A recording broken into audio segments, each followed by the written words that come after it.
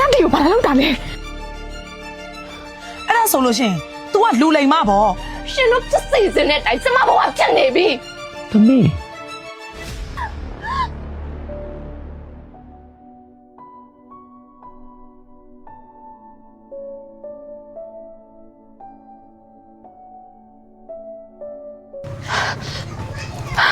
ဖေ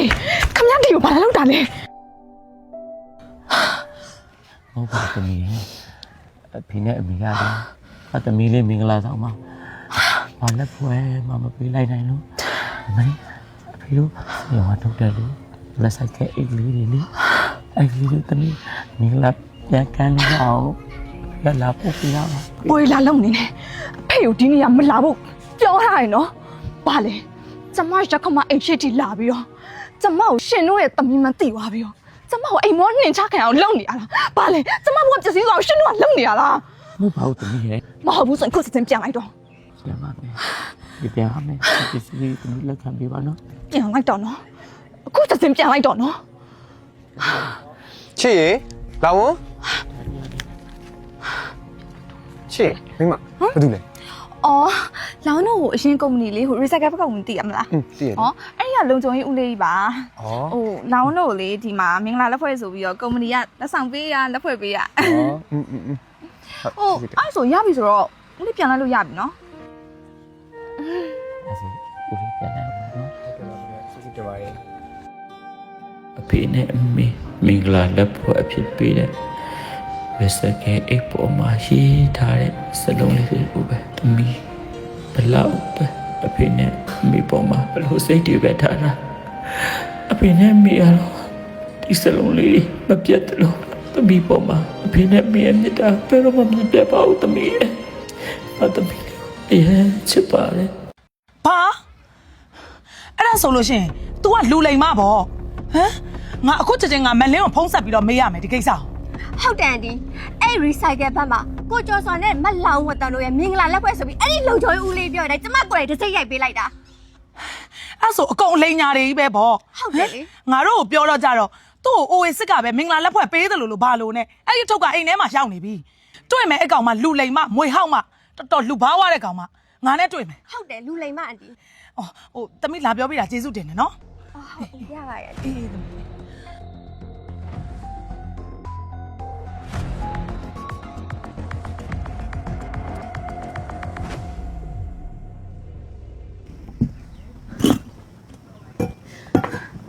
ရှင်တို့တင်လာလိုက်တာတော့ရှင်တို့ပြစ်စီစင်းတဲ့အတိုင်းကျမဘဝပြတ်နေပြီသမီးဘာတွေပြောနေရလဲဘာတွေပြောနေလဲလို့မေးရတယ်နော်ရှင်ကိုယ်တိုင်လေရှင်ကိုယ်တိုင်လာပို့ခဲ့တဲ့အဲ့ဒီအိတ်တွေကြောင့်ကျမအကြောင်းသူတို့အကုန်လုံးသိကုန်ပြီအဲ့ဒီမင်္ဂလာပွဲဆက်လိုက်ကြပြီအဲ့ဒီဘာမဟုတ်တဲ့အိတ်ကိုမနဲ့တိုက်တက်ပြီးတော့လာဖို့နေတော့ကျမအဟိုလိုမစောမင်းရဲ့ဖေတို့အဲ့လိုမဟုတ်ပါဘူးမင်းမင်္ဂလာပွဲပါဘုံလိုက်လာမပြောနဲ့မင်းတို့အဖိုးစကားရလာမပြောပါနဲ့မလေးအဲ့ဒီအိမ်နေရာမှာစိတ်နဲ့ရွှေသားပြစ်လို့ရှိရင်ကျမဘွားဒီတက်မြတ်ဆုံးလားမသိဘူးနော်ရှင်တို့တော်လောက်ရကြတယ်နော်ကျမဘွားမလေးဒီနေရာစပြီးတော့ဖိနေမယ်ဆိုဘယ်တော့မှမရှိတော့ဘူးကျမမိပါမယ်ပဲကျမမိပါမယ်ပဲအစိုးရရှင်တို့လိုလူမျိုးတွေရဲ့ဘိုက်ထဲမှာမွေးလာတဲ့ကျမကဲဆိုးတာပါဟုတ်တပည့်ရဲ့အမေတို့လိုခကြီးရွယ်ပါဘူးတပည့်ရဲ့ဝါတာနေကြပြီမလားရှင်တို့ချိန်တဲ့အတိုင်းပဲပြလာတာလေဒီရစားပြီး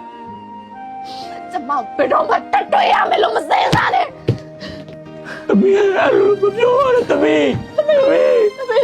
ဟုတ်ပါတပည့်ပြောရပါနဲ့တို့အခုတော့တို့ကြောင့်ကတော့တပည့်လည်းမင်္ဂလာပွဲပြတ်သွားတာသိဖို့ကောင်းပြီပါကျမတို့ကိုချိန်ဆဲပါဒီနေ့ကောက်စီချင်တဲ့စေတနာတွေပဲရှိတာတပည့်လေးနားလည်နိုင်ပါစေ သမီးလေးဒီမီးရမကောင်းပါဘူးလေ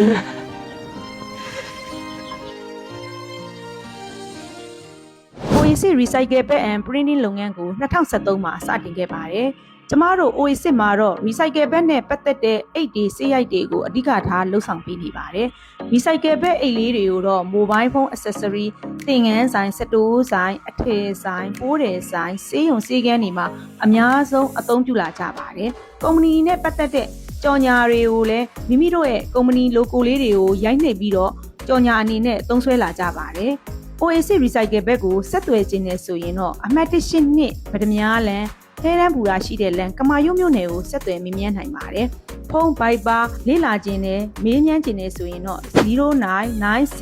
5100 724 09759900 ကိုဆက်သွယ်မြင်မြန်နိုင်ပါတယ်။ OAC Recycle Bag and Printing Facebook account TikTok account တွေနဲ့လည်းဝင်ရောက်လေ့လာနိုင်ပါတယ်